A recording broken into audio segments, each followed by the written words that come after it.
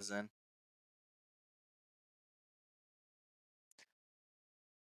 We still live on it? Welcome, race fans, to Atlanta Motor Speedway here for the Rusty Caple Fundraiser event. A lot of news going on tonight. There's a new track here at Atlanta. We got high banks, we got drafting, just like you would see in Talladega and Daytona. Also new is we got Harrison Talon in his first ever broadcasting. You got us, Harry? Yes, sir. Really exciting time to be up here in the booth with you guys. Well, I'm sure you're going to do a wonderful job. I can't wait to get everyone used to you, and maybe you find this addicting like both David and I. Of course, we got David Huckleberry, our producer here, bringing us the wonderful views from Atlanta Motor Speedway. These high bank track, and I gotta say, Harry, it's completely new to me. You've done a little bit of practice out here. I haven't actually been on the new track. Can you give me an idea for some people that may be tuning in just because they want to get a good idea of how this Atlanta track handles? Can you give me some ideas about how this kind of relates to any other kind of racetracks? Absolutely. So I want you to imagine Daytona or Talladega, but shrunken down to the size of a mile and a half. That's what we're racing here. It's close quarters racing, full throttle all the way throughout. But so everything that you know from Atlanta before, you throw it right out the window. This is a new surface, a new like more narrower type track. These cars are going to be a lot closer together. They're going to be utilizing the draft so much tonight, and it's going to make for some really fun racing. So you're telling me that anybody in this field has a chance at it, kind of like a Daytona and Talladega. Anybody, absolutely. Well, that's good because tonight is a fundraiser event. There's no points on the line. It is all for the victory. There is money awarded for, I believe, the top three. David will eventually here have everything to us to go about showing it. But of course, we are here for one reason, and one reason only, is because this is the Rusty Caple fundraiser event. Both his parents both passed away, unfortunately, very recently in a short amount of time frame. And we, as a league, elite racing league, have all banded together to put on this racing event, raise some money for a good cause, go out and try to help out Rusty Caple. And if you're willing to, please, we'll have in the bottom description down there the GoFundMe account, so that way you too can be able to help out a fellow iRacer, Rusty Caple, in his time of need. And honestly, Harry, that means more than this race entirely. Is just the camaraderie between iRacers, that how we can just come together and be able to put our passion to a wonderful thing, isn't it?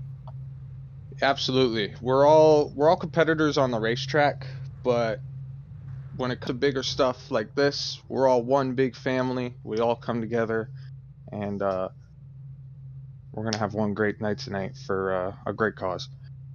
Well, qualifying has just wrapped up. Jeff Green, yes, that Jeff Green, the Xfinity champion from, I believe that was 2000 in real life. He qualified on pole tonight right in front of Tyler Dixon, Joshua Adams in third, Scott Crump fourth, Michael Goodman having a good qualifying run there in fifth, Jesse Rasmus in sixth, Dustin Durr seventh, Chad Frankenfield eighth, Scott Haney making a very good qualifying effort there in ninth.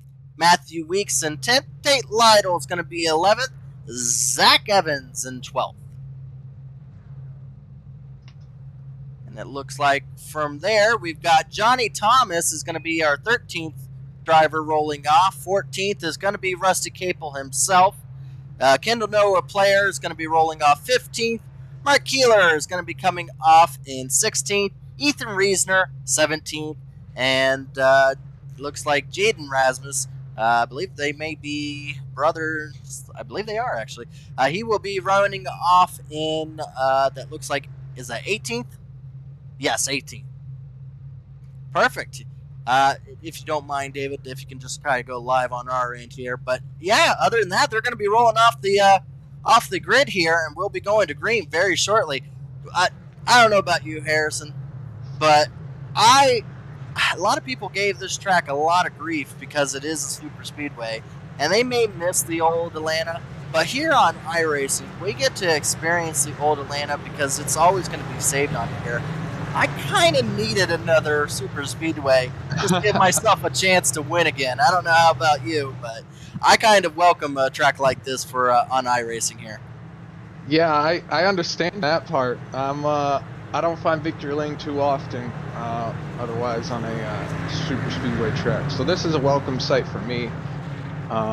Just it gives me another opportunity to hopefully get a W, and that's what these drivers are looking for tonight. It's a wide open event to win this race. We're about to get going here. Harry, I'm getting excited. I can't wait to see how this track does with these elite drivers. We know how aggressive they can be, and they're about to get going here. And there's money on the line, and there's no points. So I think we're gonna be in for a show here. It's gonna be a fun night. Absolutely. We're waiting on the pace car to roll off here. He's just now ducked under. We're gonna wait on Jeff Green to get the green flag. Well, we are here live where the racing gets good and the good gets racing at Atlanta Motor Speedway. We're drafting to a victory tonight for Rusty Caple Fundraiser event. And we're green flag, and Jeff Green's got himself out to a pretty decent lead there of at least a car link with, looks like Josh Adams pushing him from behind. Yeah, these drivers are going to get up to speed here. Might take a lap or two, but once they get up to full power, these drivers are going to be feeling tons of movements in their steering wheel with tons of cars all beside and behind them. Do you think that there's a chance to go 3 wide? I saw how much these cars were moving around in practice. Do you think they're going to risk it going early on, trying to get their way up to the front? I'm not too sure on that. I think they're just going to be sticking here, learning, hopefully learning, and just really seeing how they could draft with these cars. So this is the first time they've been here for a lot of these drivers, and they're just going to be learning how these cars handle to see what they could do towards the end of the race in terms of move making.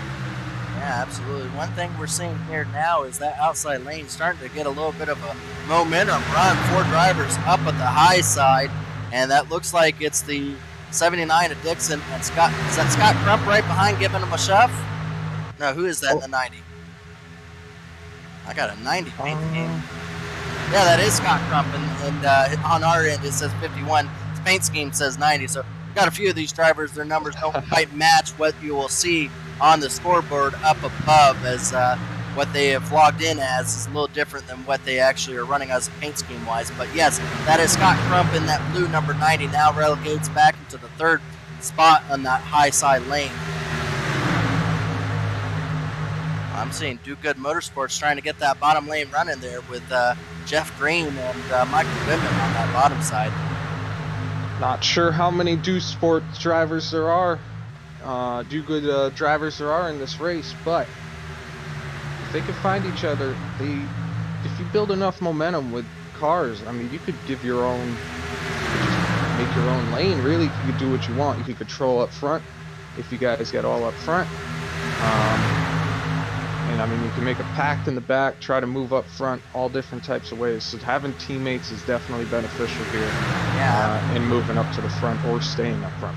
A lot different than the other Atlanta, where teammates said we're just kind of another driver to have to pass here. And now with this new Atlanta, teammates are a big part of it, as Do Good Motorsports is going to be running on that bottom lane. I believe there's 4 Do Good Motorsports, and absolutely, if you can control a whole lane, maybe 2 lanes of with you and your teammates, it's definitely going to be beneficial. But right now, these drivers are all on top of each other.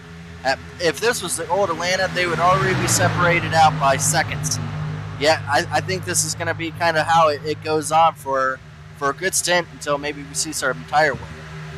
Absolutely, and I just really want to applaud iRacing for just how they brought this in and the way it feels on track, because it is, when I say it's completely different, it's completely different.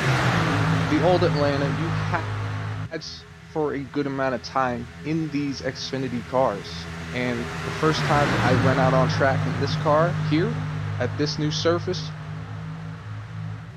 I was expecting lifts, and I could be able to go wide open the entire time, and it was just a very surreal experience and moment. You have so much room to work with just because you are full throttle the entire time. Well, so far, it's been side by side for the lead there. Jeff Green, since the start of the green flag, qualifying on pole, has been running that bottom lane consistently, has not given it up, has not even slid up the racetrack, even in the slightest there. New driver to the outside of him is Joshua Adams in that purple vehicle there, side by side with Jeff Green. We're going to see if that outside lane with more help, maybe there'd be a little bit of side draft that may play into effect to allow that outside lane to start getting the advantage. But right now, I really can't tell if the inside or the outside is the advantage. They're both at the moment pretty even up. Yeah, these drivers are just, I think they're just taking it easy right now, honestly. I just think they're just going to try to make it to a certain lap number. Not sure which one they think it's going to be. But they're just waiting to see what they can do. It doesn't pay on lap 9, does it, Harry? It pays at the end of it. Absolutely not. You cannot win the race on the first lap, and especially not on, well, the 10th lap now. Yeah. Well, 10 laps down already, and so far, yeah, there we go. We got the information up on the screen there. So there is $80 to the race winner, $50 for second, $25 to third, and I believe $10 is actually to the lap leader. So I guess it does pay. I didn't know about the lap leader money there, Harry. So I guess it does pay to be up front. So maybe they are racing for money now. We said that they weren't going to race for money until the end, but we see now why Jeff Green is so adamant on leading these laps out front right now. Oh yeah, money talks, and if you got an opportunity to make some money, why not go for it? Absolutely. Jeff Green right now doing a good job. He's actually cleared himself finally of that outside lane. Tried to help his Good Motorsports teammate right there, the 44 of Goodman. Try to see if they can get him now clear of the leader. Once again, this is a fundraiser race for the Caple family. If you want to go ahead and click onto that GoFundMe page there, any donation can help. This is to help try to do a little fundraising to help with the expenses of the losses that the Caple family is going to have to endure with funeral services. Again, just go ahead and look down onto the bottom, or on the bottom of the screen there, actually, we have the GoFundMe the website page onto there. So click onto that, and any help that you can help with the Caple family is appreciated here. Well, I don't know about you, Harry, but I didn't think we'd have to worry about fuel mileage. Car in the wall a little bit. Kept it going. Scraped it. There were 3 wide coming out of turn 4. That outside lane, it got broken up just a little bit. So those 2 cars on the bottom, Jeff Green, Goodman's gonna clear to the top. Yeah, I see that now. Yeah, Goodman actually is gonna go to the outside of his teammate there, Jeff Green, and now is gonna try to see if he can get the outside working to his advantage. Took a little higher lane there than probably Adams was expecting in turns 3 and 4, but down the front straightaway this time around is still Jeff Green leading that lap. Even Stevens at the front. You got Josh Adams pushing Michael Goodman. He was leading that front pack before, so now he's in a different spot than he was. Harry, as soon as I said that we were going to have to start looking out for maybe figuring out the fuel mileage here, we had contact. I'm going to ask again, and hopefully that's not the catalyst to start any kind of drama out there. But I don't think there's any stages. I have to wonder, is there going to be a fuel mileage race involved in this? I am honestly not sure, because, like I said, everything you knew about Atlanta before you have to throw out the window. So that means definitely fuel mileage and tire wear as well. Because you're going full throttle here, you're burning more fuel than you were before. So the lap counter, I mean, I really don't know when we'll see him on pit road, Gerald. I think it's going to be news to us as well. Yeah, that's a very good point. Now that they're going full throttle, what you thought the laps amount here on a fuel run is completely different than it is now. You see Kendall Noah Player, he actually was just down pit road coming back out. He will be going a lap. I'm not sure if he pitted just then, but at least he will be back out with the pack. And I'm going to guess how fast this pack is going. It's beneficial to be in the pack for speed-wise. And I kind of wonder if maybe some of those guys in the back there may be lifting to try to see if they can save a little bit of fuel too. Again, this is all new to us, folks. Harry and I are just commentating and learning this as we go along on this track because it is so different than anything else on iRacing. And so far, it's produced side-by-side racing from the get-go. Yeah, this has been very intense so far. We saw a little 3-wide action. We saw a car just barely scrape the wall, so it is possible, but it does look a little sketchy for the time being. But as this race goes on, these drivers are going to learn a ton more about this car, a ton more how it handles in the draft, what they can do to better prepare themselves for the end of this race. Well, so far, biggest mover of the race has been Matthew Weeks. Started in the 10th position, right behind Jeff Green. You see these wonderful views that David Huckberry's brought us to now. You're seeing it is completely smooth. He is not having to turn the steering wheel very much at all. And that all goes towards helping those tires. If this was the old Atlanta, I don't think you'd see that little tape on the steering wheel very much. It would be back and forth as a flicker going past as you'd be correcting it so much. But yeah, Matthew Weeks there is now onto the inside of Chad Frankenfield in the second position there. So from his 10th place starting position up to second, now only has one driver left in front of him. And Jeff Green so far is looking like the top contender for the lap leader. Matthew Weeks is a very, very good plate racer. I'd like to call it plate racing because this is basically what it is. This is what we're doing. This is plate racing at Atlanta. Look at how close these cars are all one through, well, the whole field basically. See those 3 stragglers off in the back, but they can get up there at any moment because of this draft. I would really look out for that 11 car though. He's won a Daytona 500. He knows how to get it done on a plate track. He's been very consistently one of the fastest we've seen every plate race. So watch out for that Toyota. Another driver to keep an eye out for me, Harry. He's going to beat that Chad Frankenfield. You see him to the outside. New cast of characters up here. Chad Frankenfield now looking to the outside of the 11, trying to see if he can even up with Jeff Green up there. When you talk about aggression, it doesn't say much more than Chad Frankenfield. Those almost go hand to hand, and we know Chad Frankenfield will do anything to be able to get a lead on anyone. Absolutely. When you say so. Yeah. Oh yeah, absolutely. I mean, if he has a chance to make it 3-wide, he will make it 3-wide. So you always have to watch out for the 15. But these Toyotas are ganging up on this one Chevy of Jeff Green up here. The next Chevy behind is the next Chevy is in 6th, but these 5 have kind of made a the smallest little breakaway.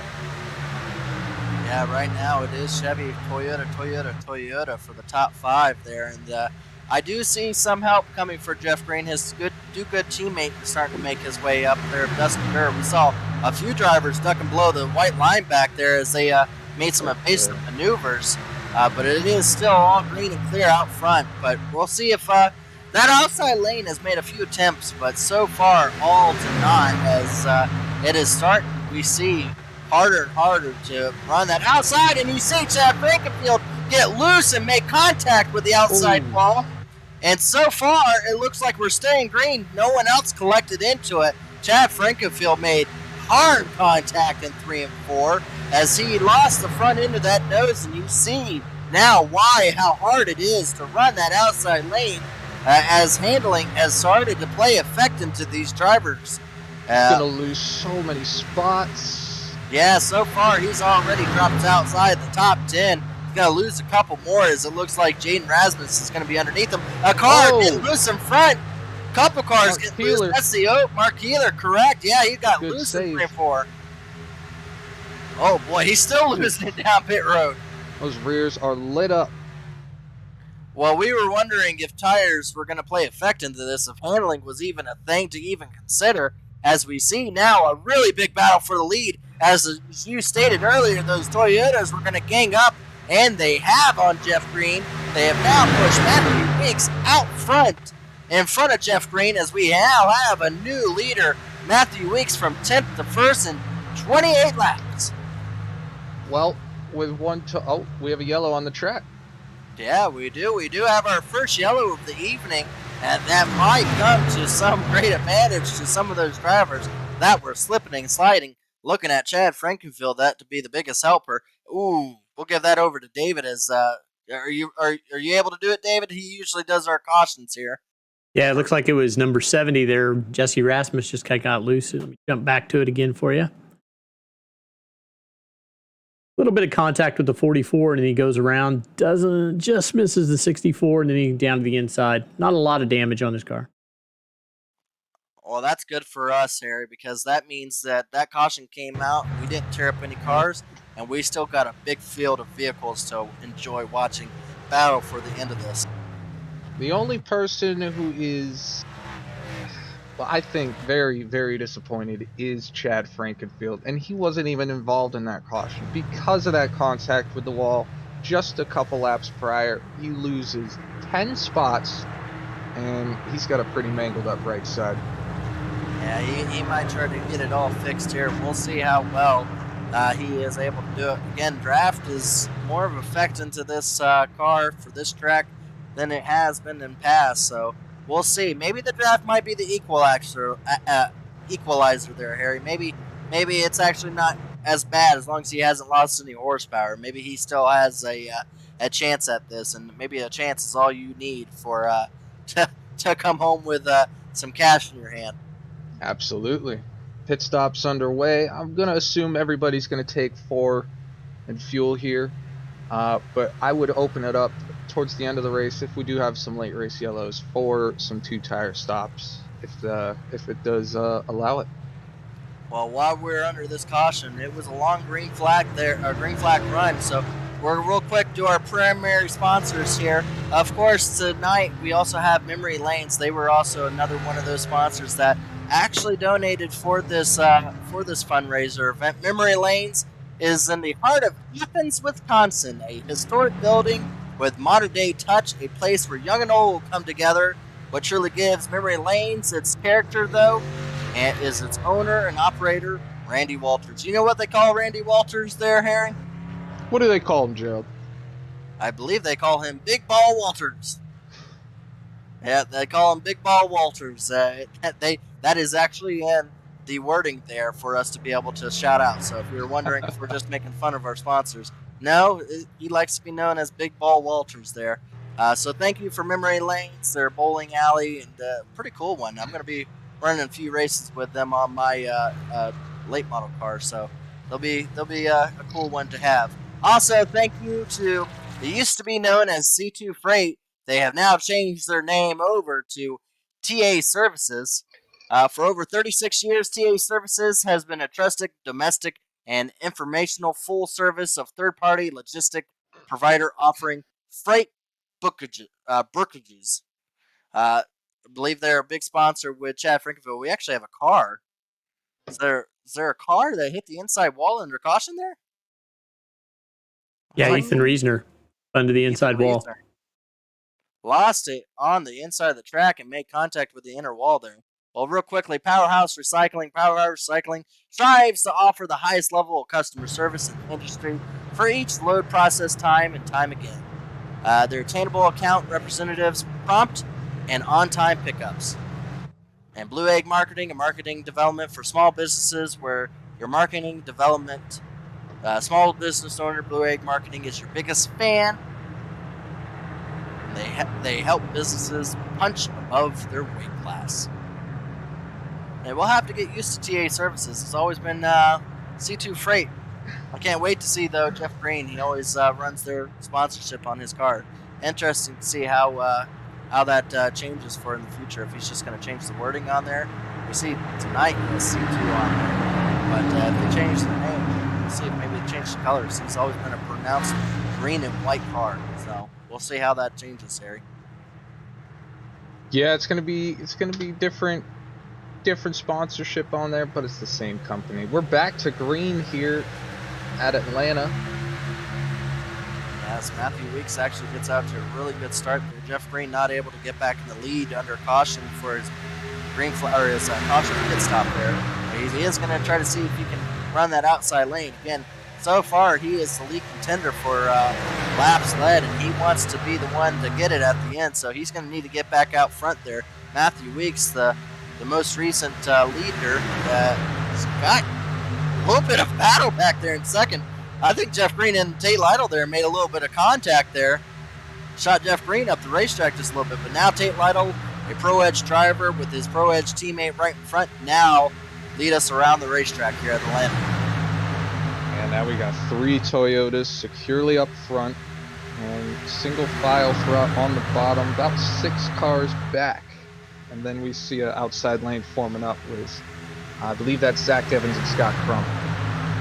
If I had to guess, Harry, that was an eye-opener, that run. That was just a long enough run to really know what your car handles like in the long run. And I'm going to make a guess that there was a few drivers that pushed it too hard and lost the handle real quickly. As you start seeing them trying to circulate onto the bottom, I'm going to guess they're going to try to run this out a little bit longer and make the move a little bit quicker near the end of this run. So we may see, as I say that, the outside lane starting to form up with Chad Frankenfield up there with Zach Evans. So I was saying that it looked like maybe we might have a little bit of a freight train here, but we might have a difference of opinions with some of these drivers on the high side. Yeah, these guys are making a run as Scott Crump goes low with Chad to follow him. No, he won't. He's going to keep it up high with Zach Evans. Yeah, I believe tire saving still could play a key role here. Because it is still that small of a racetrack, it's still only 1.5 miles, and the corners are not as long as Daytona or Talladega, to where you could just easy run flat and not lose any tire wear, basically. Being out front versus being compared in the draft is completely different. And oh man, that was close right there, Gerald. Oh my gosh. Yeah, Scott Crump wanted the outside, was not going to take no for an answer there, even if that meant putting Zach Evans in the wall. Luckily, no one actually did make any contact, and we are able to keep going there. But Scott Crump is now securely onto the outside with Jeff Green up there with him. So I was saying that we were going to, see some single file, but it's definitely changed completely. This outside lane has now formed to contend for the lead of this.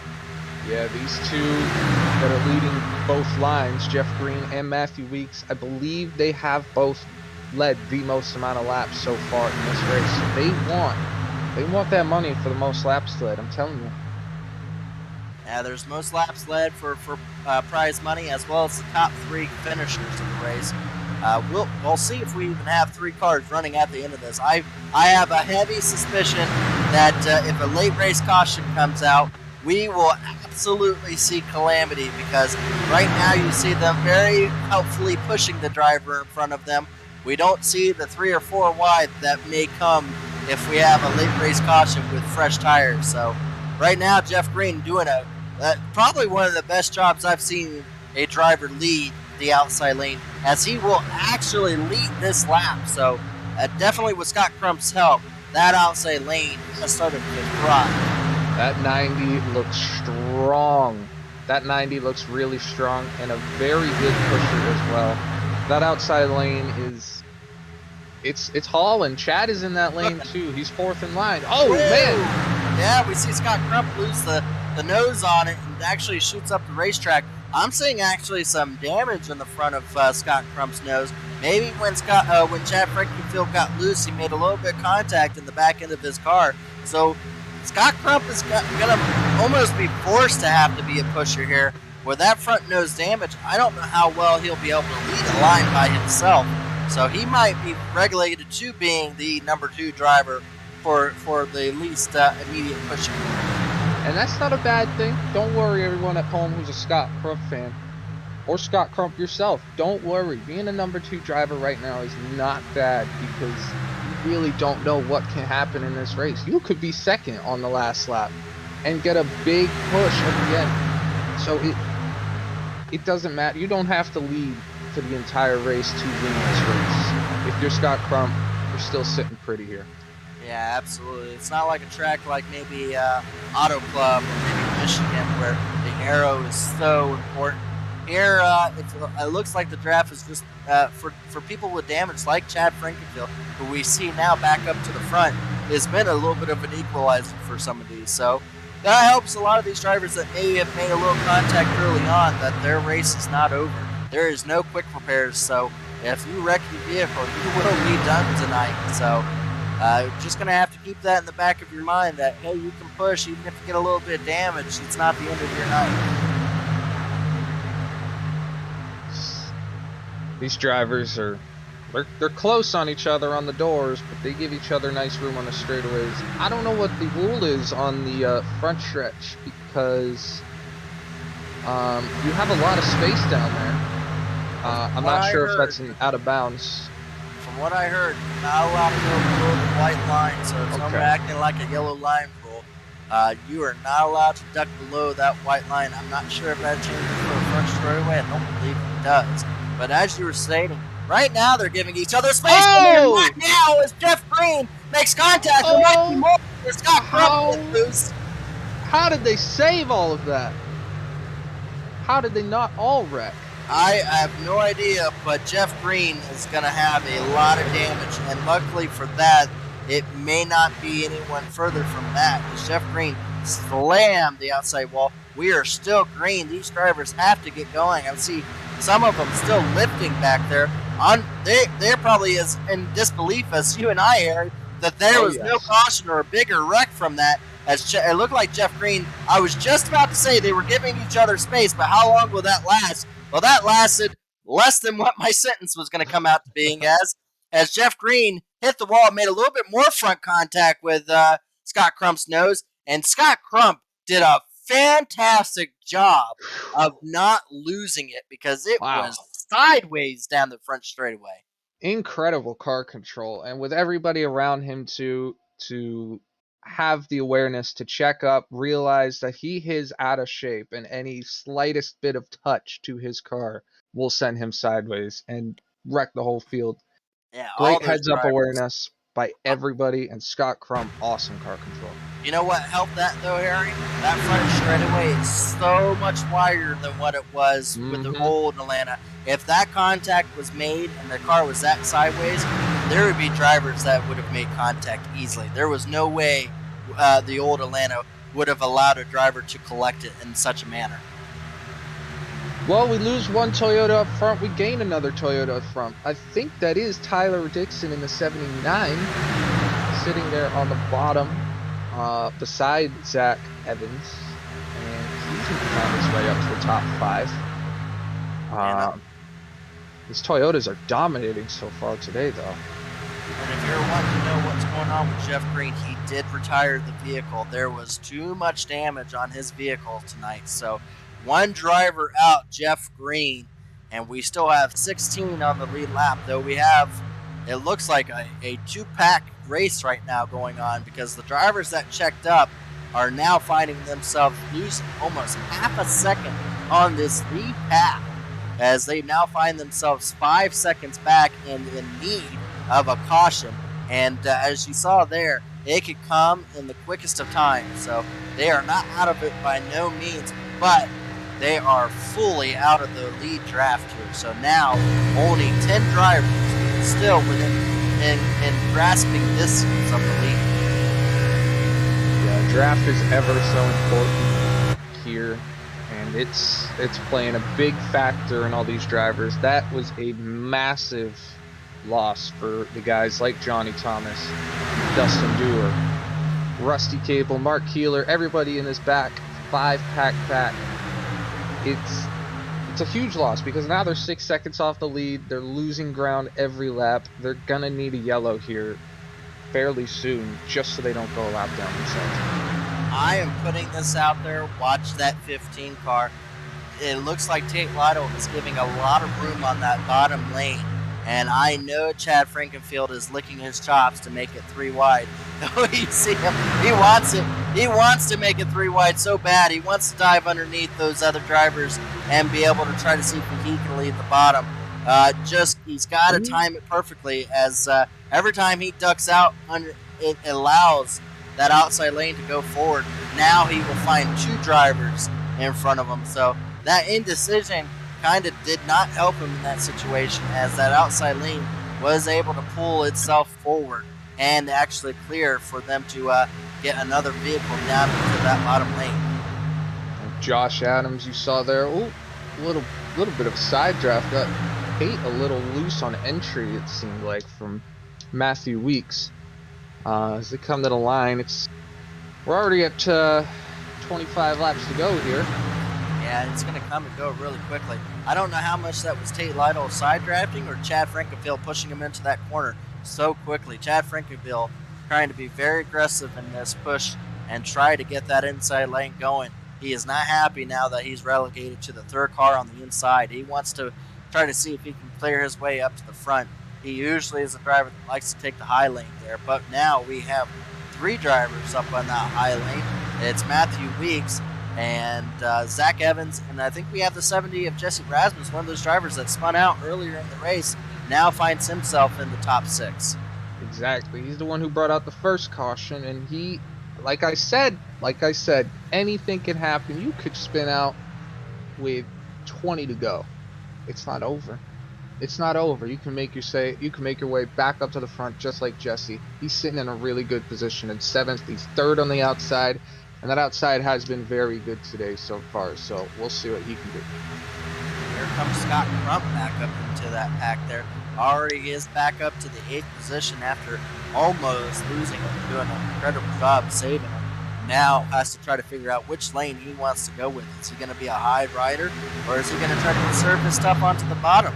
And will this be the last caution? Is there any need to conserve anything? We don't know. This is all new. We'll see how it handles. We saw how loose these cars get, especially on the high side lane. Once they burn up their stuff, if they can even be able to hold a line without sliding into somebody. This has been some fantastic racing so far tonight, and it is a pleasant surprise that, in my opinion, that there hasn't been that many more cautions. A little loose for Tate there on the bottom.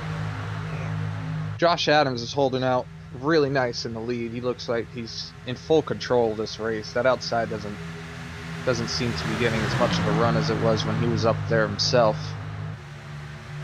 I gotta tell you, Rusty Caple, when they set up this fundraiser event, they brought up this car combination and track combination. Can't be any happier with the amount of excitement this is bringing for his event. As again, this is why we're here, is for the Rusty Caple fundraiser event, to help him out with funeral services for his parents that just passed away. If you are willing to donate and have enjoyed this event so far, and are appreciative of what Rusty Caple has set up for all of us to enjoy on a Wednesday night, go down to that fundraiser. Any amount can help. Any amount can help for him and what his family has to go through right now. I gotta tell you, it's not a fun situation, but the one light side to the whole thing is that it's just getting to see the iRacing community join together in situations like these. So absolutely thankful for all the drivers that joined, and all the drivers and anyone that's watching here tonight with us. We appreciate you joining us and seeing you also Harry's first ever broadcasting event. And I gotta say, Harry, you're doing a fantastic job. I hope you're enjoying it as much as I am. I am. It's been a lot of fun up in the booth. It's a different perspective, but it's fun as Chad gets loose. Oh my goodness! These guys, Zach Evans, great job checking up for him and everybody. But wow, it's not the first time we see Chad Frankenfield get completely sideways. After a certain point, he just loses the front end of his car. I don't know if he's got his steering wheel set up in a bad position, but after a certain point, you see everyone's lost confidence being behind him. Just the amount of times, after you lose it a couple times, drivers don't have any confidence in pushing you. So he's going to have to try to see if he can regain some people to allow him to try to see if he can get back up front. Breakaway at the front with these 5 Toyotas because of Chad's little mishap there that got corrected very quickly.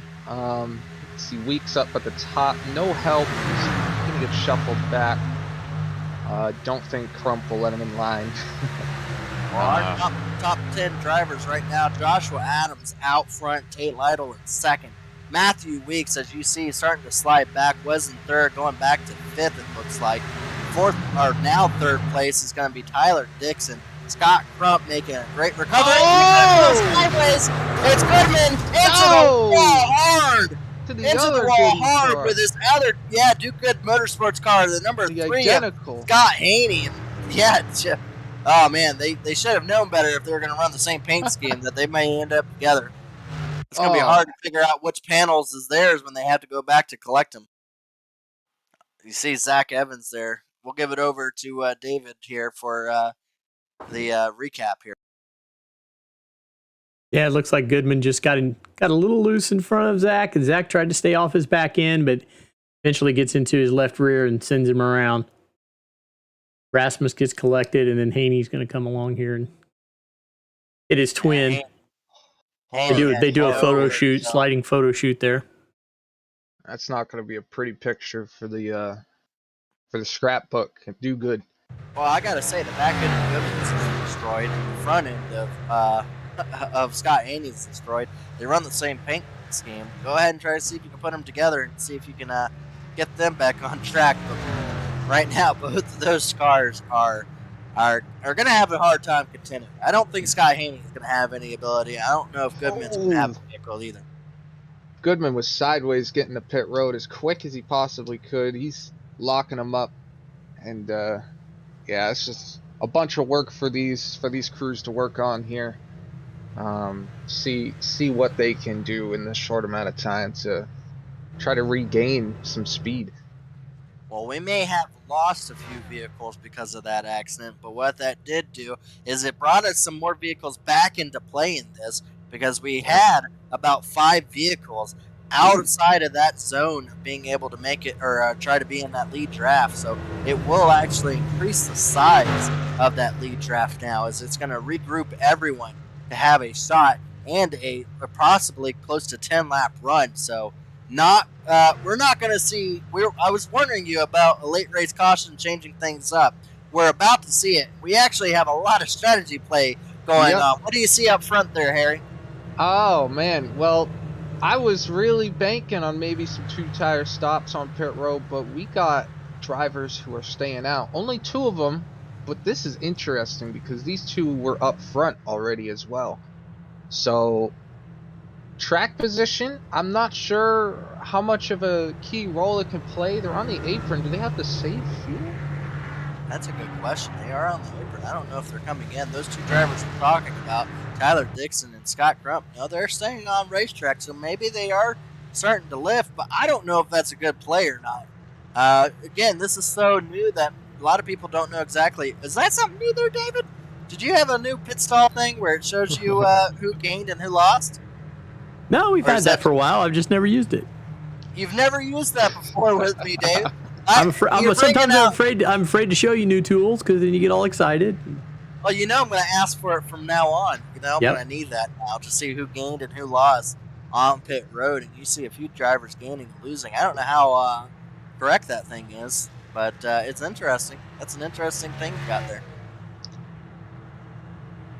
I don't know how accurate it is, but yeah, it's just pulling the data from my racing, so it's as accurate as anything, I guess. I will tell you something though. Johnny Thomas is thanking the heavens for that caution, because he's back in play here. He's got a clean Manscaped Chevy, and he is also a force to be reckoned with on these plate racks. He has won the Daytona 500 himself. The last Daytona 500. Exactly. And he's always been up front, no matter what, at any plate track himself as well. So watch out for that 83. I'm still looking at that 11. Matthew Weeks is still sitting there pretty in 5th place. 2 weeks always seems to be out in position. Definitely a good call to keep an eye on Matthew Weeks. But to be honest with you, like we've said multiple times, any of these drivers up here have a chance to have a clean car. So pace car is going to be off. We're going to give it back over to Tyler Dixon and Scott Crump in the front of the field. Both drivers staying out on old tires. We'll see how well that handles for them. As green flag is out, it looks like, oh, is Scott Crump going to have that inside lane to clear himself? It doesn't look like, and he's going to have no help on the outside. Yep, Scott Crump's going to be a sitting duck for these bottom cars. My gosh, the push from Josh Adams to Tyler Dixon got him out of shape, but he was able to correct it. Everybody's still straight. Oh, Adams to the top. Adams to the top. He's going to try to see if he can just go ahead and slingshot and be the first car out on new tires. As you see, drivers, you're seeing the moves being made now. It's late to run. There's no saving. Yeah, there's no saving now. Chad Frankenfield now to the back end of the 90 car there. See if he can be able to push Scott Crump far enough to be able to clear himself and be able to go after these Pro Edge drivers that have now, we got 256 out front. We got only one of those is the 56, but we got two of them out front there as they both lead. As you see, wow, really close side-by-side contact with Tyler Dixon. 3 wide. Yeah, Scott Crump got pushed up there by Tyler Dixon on old tires. We were wondering how those old tires were going to do, and so far, it is not looking like it's in their advantage. Yeah, especially now that they're back in the draft and back in traffic, it's just going to push even more out of the exits of the corners. And you could see, I did not expect these tires to really, I didn't expect them to fall off this much. Yeah, there is differences here between Daytona and Talladega and Atlanta here. This would not be a thing you would see at Talladega and Daytona. But here at Atlanta, there is a little bit of a difference between tires and not having tires. As you now see Matthew Weeks once again trying to get the high lane rolling and being left out to dry once again. So now Matthew Weeks is going to fall back as now Chad Frankenfield is going to lead Dustin Durer there to see if they can be able to challenge these Pro Edge drivers out front.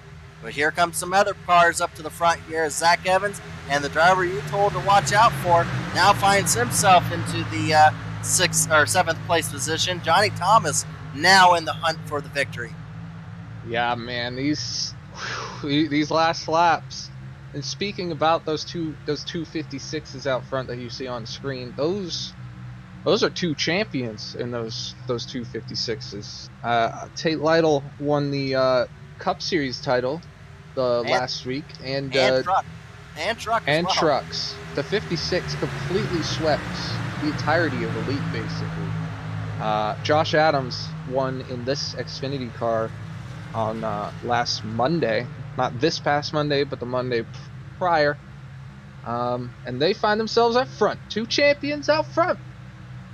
Yeah, go figure. Success always seems to find its way even at these plate tracks. So you're seeing very successful drivers starting to race their way and find themselves up the front at the end of these things. As you see them getting a little bit sideways coming out of turn 4, they are pushing hard as here they come to, I believe, 6 laps left to go in the race here. Chad Frankenfield is now very hard pushing to the back of Tate Lytle to get that run running for them, as it is once again Toyota dominance on that high side lane. The last hope for Do-Good is Dustin Durer himself on the bottom there next to Chad behind Josh Adams. He is in play to win this race 150%. I'm going to give that a bigger chance than 100% because anybody, frankly, behind them can win. They could all wreck. And he's their last hope, so we'll see if Durer can get the W today. I saw something very dangerous there. I saw Chad Frankenfield pushing Tate Lytle in the middle of the turn. We've seen it on the straightaways. We haven't seen it in the turns yet, but that last time they were in turns 1 and 2, Chad Frankenfield was on the back bumper. I'm going to start wondering, is bumping going to start playing in the turns? If that's the case, we're going to see a caution before too long, as once again, he is right near the back bumper of Tate Lytle. These 56s are going to start doing this side draft play and not giving any room here. So it's getting down dirty here, Harry, and we've come into 3 laps to go. It is still undecided as to who is going to be the one to watch for the victory. Absolutely, and like I said, when Scott Crump got the game, we talked about Scott earlier and him having to be a pusher for basically the whole race. You see Chad, he's up here. He's in net 3rd position right now, right at this instant. and he's having to be the pusher, but he is in prime spot to win this race in case anything goes wrong with these 256s. He could just slither his way through, maybe on the last lap. Yeah, he may be the one that instigates it too. We don't know. It's a good question. But right now, they are coming to 2 laps to go. There are still 9 drivers within half a second of the lead. Anybody's game, but right now it's Pro Edge out front with pushers in behind them. It's going to be a dog race down the back straightaway, and it's going to be a dog race to the end of this. They are close. Yeah, so close together there down these turns. Here we come. White flag, 1 lap to go. Who is going to come back around and be the victor for tonight's fundraiser event and be a little richer for it? Tate needs that push from Chad on the outside. Dewar needs to get clear of Tate to make it to have a chance. Otherwise, wait. Oh man, Josh Adams is blocking the lanes. They're Chad 3 wide. 3 wide. It's going to be right now. Joshua Adams out front. Do Good right behind. Wow. Josh Adams is going to come down the straightaway and be tonight's victor with Do Good in second. And Johnny Thomas comes home in third. Woo! Look, a little bit of contact there at the end, just for fun of it. They started getting pushing and shoving down that back straightaway. That inside lane was able to keep it together and was able to push themselves out clear of that high side lane. And that high side lane there with Chad Frankenfield and Tate Lytle, they started eating themselves as they started to crumble apart. And they lost it up there. They lost all kind of any momentum they had. And that inside lane was able to dominate and push their way out front. So Joshua Adams will come home tonight's victor from the 3rd starting position and will win for Pro Edge. Wow. Yeah, that was wow. What a race. It's completely different from Talladega and Daytona. We keep comparing it with them, but honestly, when it came down to the end there, it was something completely different than we've seen at Talladega and Daytona. We've seen where the draft would keep that outside lane, and you'd almost be preferred to be in that outside lane. That inside lane hooked up, and when Josh Adams got out front, no one could touch him there at the end. It's going to be a track people are going to have to learn how to win at. So it was I don't know, Harry. We might have gotten an advantage over these drivers because we got to see how it plays out up here. Yeah, we got to see it play out firsthand. That was what a drive. Josh Adams, winner here at Atlanta, and he did control the end of that race completely. Once he got out front, got that clean air, he was just able to hold the bottom, and no one was able to get a run on him, it seemed like. So that was very, very impressive by Josh Adams. And to get his way back up to the front when Scott Crump and Dixon, you could see on your screen where they finished. He got by him super fast, all within basically a lap. And from that point, just cruised home. Absolutely. And speaking of our finishers here, here's our running results here. Joshua Adams, come home tonight, victor. Dustin Duran, second. Johnny Thomas in third. Frankenfield, oh so close, but misses out on the money grab there. Finishes in fourth. Tate Lytle, fifth. Justin Rasmus in sixth. Matthew Weeks, he went from the front to the back there in seventh.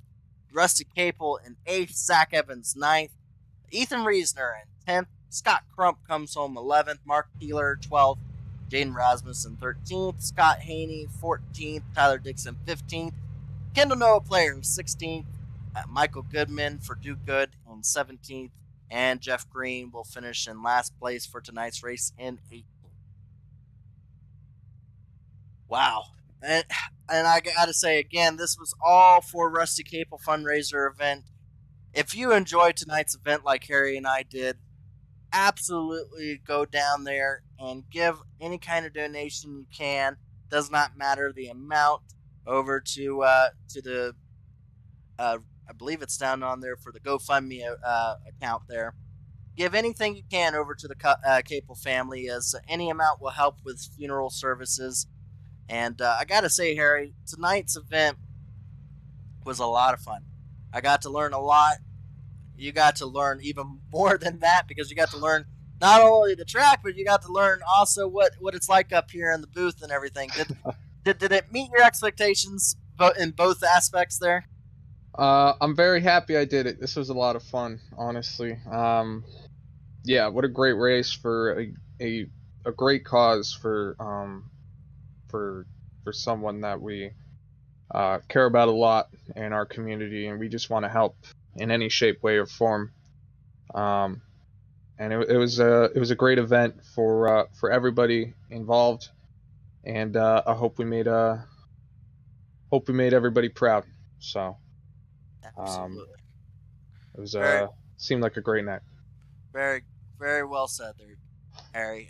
Again, I don't think we'll have anyone in the waiting room there, as this was a fundraiser event. We're just happy everyone showed up tonight for the race, and then if anyone watched us here, if you enjoyed our broadcasting of both Harry and I, and David, our producer here, we'll be having some truck races. David, do you know when the season starts up for some of these from some of these events going on? I think like the second week of August is when we all start ramping up again. Okay, so keep an eye out for second week of August as we will have some races coming back to us here on the Elite Racing Network, the Truck Series, Xfinity Series, and Cup Series. David is getting addicted to this stuff because he's on almost all of them at this point. But for me, I'm in the Truck Series. Harry's gonna be undecided until I can talk him into doing the Truck Series with me. But right now, it's me and David for the Truck Series. If you enjoyed us, tune in.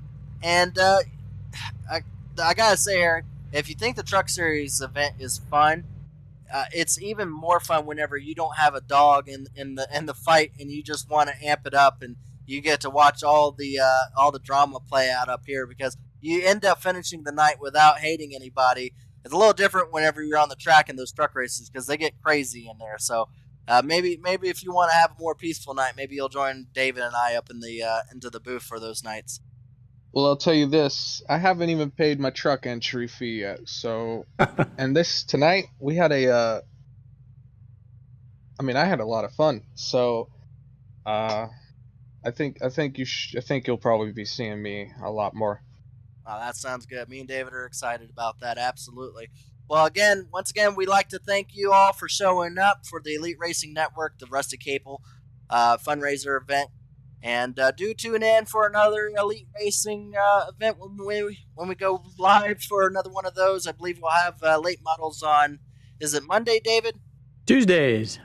Tuesdays. Yes, I keep forgetting what Tuesday day at they do the 7:30. 7:30. So if you like late model events on iRacing, New we will Smyrna have. this week. Isn't that down your way? Yeah, it is. It is. It doesn't mean I'm going to be very good at it. I'll be racing in, in the late model. We'll see how that goes. But we'll see. I'm learning those late models right now, so I won't be in there in the broadcast booth, but David sure will be. Uh, Once again, thank you. This is Daryl Campbell, Harrison Talon, and David Huckleberry.